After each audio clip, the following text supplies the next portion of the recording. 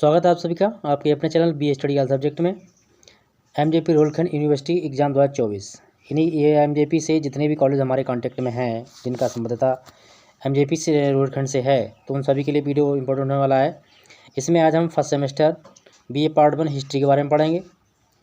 और हिस्ट्री में जो आपका पेपर है वो पेपर है प्राचीन एवं प्रारंभिक मध्ययुगीन भारत 1206 तक। तो इसमें प्राचीन और प्रारंभिक दोनों की बातें करेंगे, हम दोनों के बारे में क्वेश्चन कंप्लीट करेंगे। इसमें क्वेश्चन आपके रहेंगे जो हम इंग्लिश में बोलते हैं very short answer type question और हिंदी में बोलते हैं अति लघुत्तरी। ठीक है, तो ये आपका इसमें इकाई फर्स्ट एंड सेकंड दोनों इकाई इसी में हमने कंप्लीट कर दी है। लगभग 30 क्वेश्चन आपको हैं मिलेंगे। इन्हीं को हम very short answer type question भी कहते हैं। टॉप 30 मोस्ट इंपॉर्टेंट क्वेश्चन रहेंगे जो आपके लिए प्रत्येक क्वेश्चन आपका 3 नंबर का होगा और इसमें आपके लिए 5 प्रश्न दिए होंगे। इसका मतलब आपके 15 नंबर कंप्लीट हो जाएंगे।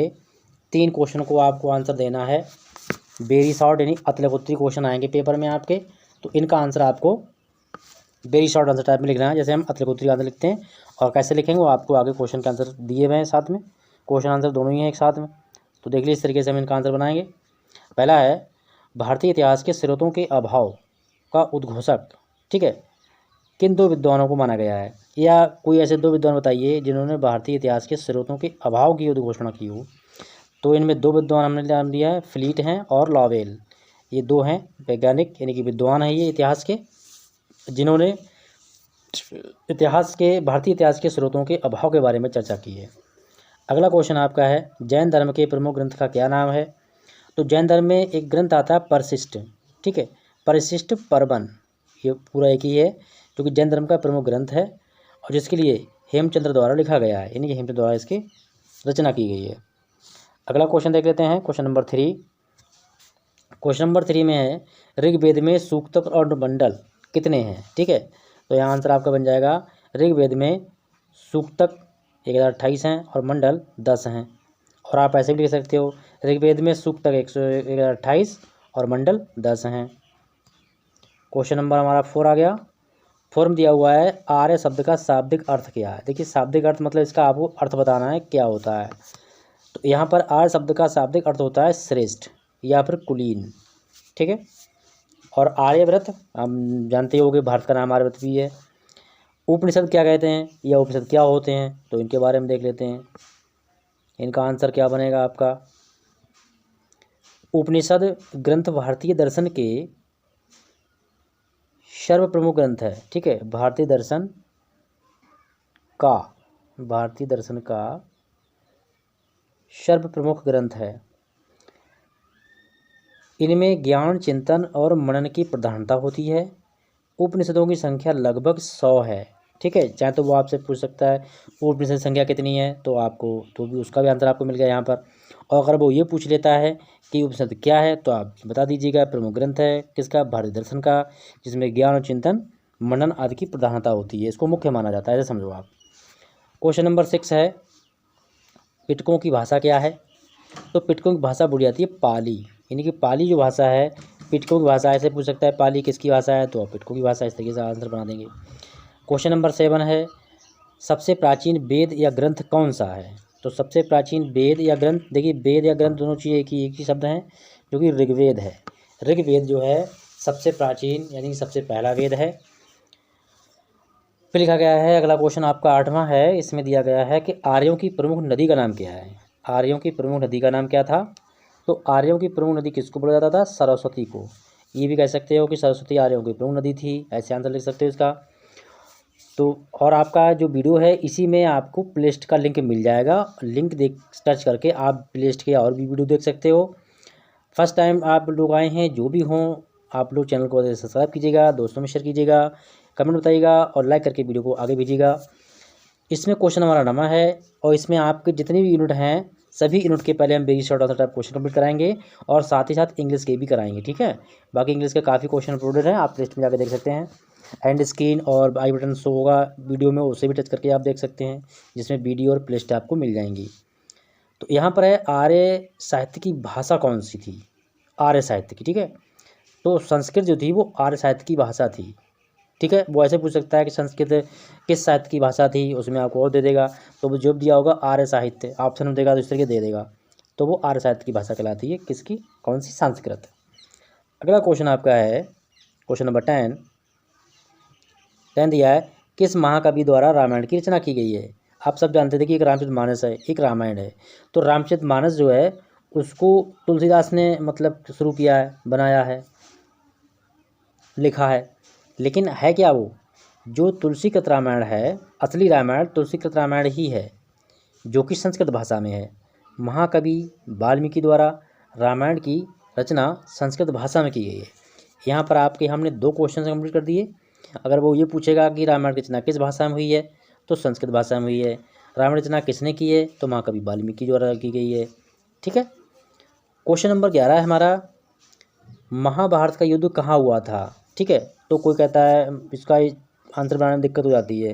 ठीक है। कोई हस्तिनापुर का देता है, कोई कुछ बताता है, लेकिन ध्यान रखने वाली बात यह है कि महाभारत का युद्ध कुरुक्षेत्र में हुआ था।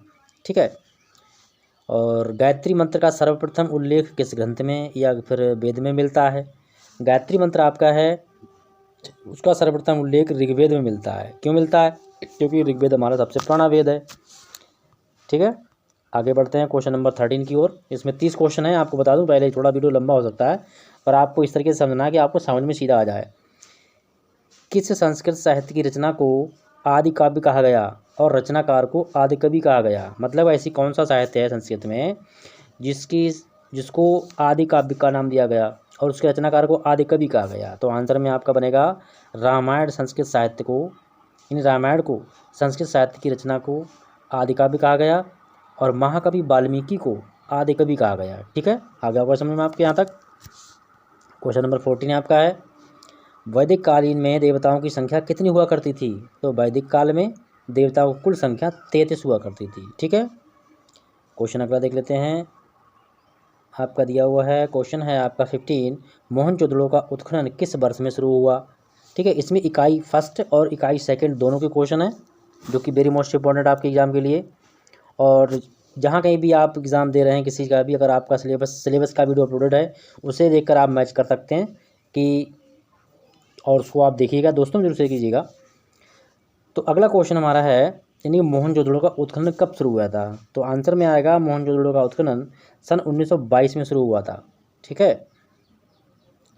नेक्स्ट है अगला क्वेश्चन, मोहनजोदड़ो का वास्तविक अर्थ क्या होता है? तो मोहनजोदड़ो का वास्तविक अर्थ होता है मृतकों का टीला। अगर ये ऐसे दे सकता है क्वेश्चन पेपर में कि मृतकों का टीला किसे कहा जाता है, तो आप बोलेंगे मृतकों का टीला मोहनजोदड़ो को कहा जाता है। इस तरीके से इसका आंसर बन जाएगा। देखिए, क्वेश्चन से तो आंसर बनाते मिल ही जाते हैं, लेकिन जो आंसर होते हैं, आंसर से भी आप क्वेश्चन बनाने का प्रयास कीजिएगा। सिंधु सभ्यता की खोज कब और किसके द्वारा की गई? तो सिंधु सभ्यता की खोज सन 1921 में हुई, जो कि दयाराम साहनी के द्वारा की गई थी। ठीक है। अब ये ऐसे क्वेश्चन हो सकता है कि सन 1921 में कौन सी सभ्यता की खोज की गई, तो आप लिख दो, आपका आंसर बनेगा सिंधु सभ्यता की खोज की गई। सिंधु सभ्यता की खोज सन 1921 में किसने की? तो दयाराम साहनी ने की। ऐसी क्वेश्चन और बदल सकता है, तो वैसे हो जाएगा कि दयाराम साहनी ने सिंधु सभ्यता की खोज कब की? 1921 में। 1921 में किस सभ्यता की खोज की? तो सिंधु सभ्यता की।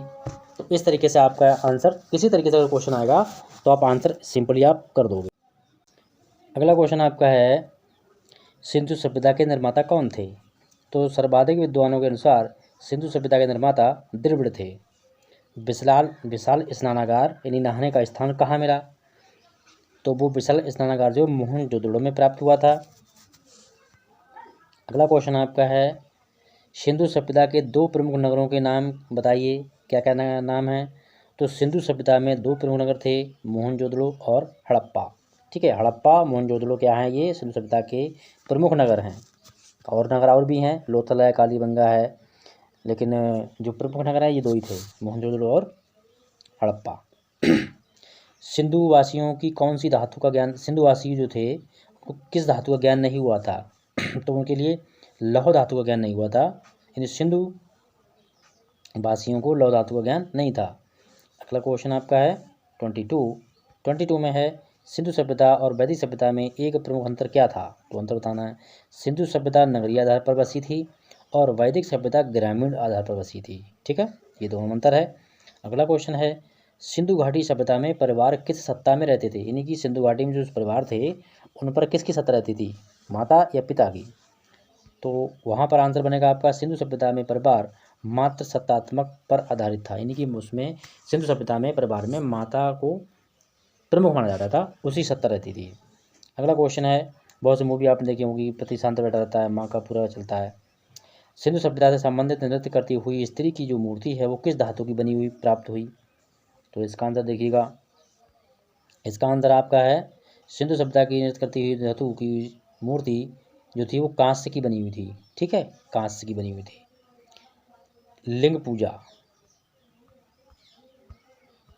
ठीक है, लिंग पूजा का आरंभ किस काल में हुआ था, और इस वीडियो को आप डिस्क्रिप्शन जरूर, प्रत्येक वीडियो का डिस्क्रिप्शन ओपन कीजिएगा, क्योंकि डिस्क्रिप्शन में हम प्लेलिस्ट का लिंक दे देते हैं, और एंड स्क्रीन आई बटन जो भी वीडियो होगा उसे टच कर दे सकते हो, और डिस्क्रिप्शन ओपन करोगे तो वहाँ पर आपके लिए जो है टोटल प्लेलिस्ट का हमने लिंक दे दिया है, वहाँ पे लिंक टच करके आप पूरा वीडियो, पूरी प्लेलिस्ट में जो वीडियो हैं सारे देख सकते हो आप लोग।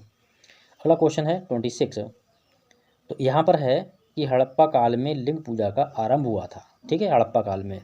वैदिक काल में गणतंत्र को क्या कहते थे, तो वैदिक काल में गणतंत्र को जन कहा जाता था। ठीक है, जन। अगला क्वेश्चन आपका है 27, मिस्र में पाई जाने वाली मम्मी का प्रतिरूप सिंधु घाटी सभ्यता के किस स्थान पर या किस स्थल पर पाया गया, तो देखिए मिस्र में पाई जाने वाली मम्मी का प्रतिरूप सिंधु घाटी की सभ्यता जो है वो लोथल जगह पर पाया गया है। ठीक है। अगला क्वेश्चन आपका है, सिंधु सभ्यता का विशाल स्नानागार कहाँ प्राप्त हुआ है, तो सिंधु सभ्यता का विशाल स्नानागार जो है वो मोहनजोदड़ो की में सिंधु सभ्यता का सबसे विशाल स्नानागार प्राप्त हुआ था, मोहनजोदड़ो में। हड़प्पा की अधिकांश मोहरों पर उत्कीर्ण किया गया कौन सा पशु है, यानी किस पशु की जो छाया है या चित्र है जो कि हड़प्पा की मोहरों पर मिलता है, तो हड़प्पा की अधिकांश मोहरों पर उत्कीर्ण जो है सांड कहते हैं बैल को, जो छुटा होता है। ठीक है, उसका चित्र, पशु का चित्र मिलता है किसमें, हड़प्पा की अधिकांश मोहरों पर। क्वेश्चन नंबर 30 है, 30 नंबर में है आपका कि सिंधु सभ्यता में प्रमुख रूप से किस देवता को आर्यों द्वारा अपनाया गया था, या फिर ऐसे क्वेश्चन हो सकता है कि आर्यों के द्वारा प्रमुख रूप से किस देवता को अपनाया गया, किस देवता की पूजा की गई, तो सिंधु सभ्यता के प्रमुख रूप से जो पशुपति देवता थे उनको आर्यों के द्वारा अपनाया गया प्रमुख रूप से। तो आई होप वीडियो कंप्लीट हो गया, समझ में आ गया होगा। समझ में आया तो लाइक शेयर एंड सब्सक्राइब कीजिएगा, बेल आइकन ऑल पे प्रेस कीजिएगा, जिससे आपको निरंतर अपडेट मिल सके। मिलेंगे नेक्स्ट वीडियो में, और फटाफट 5 सेमेस्टर का भी वीडियो आने वाला है।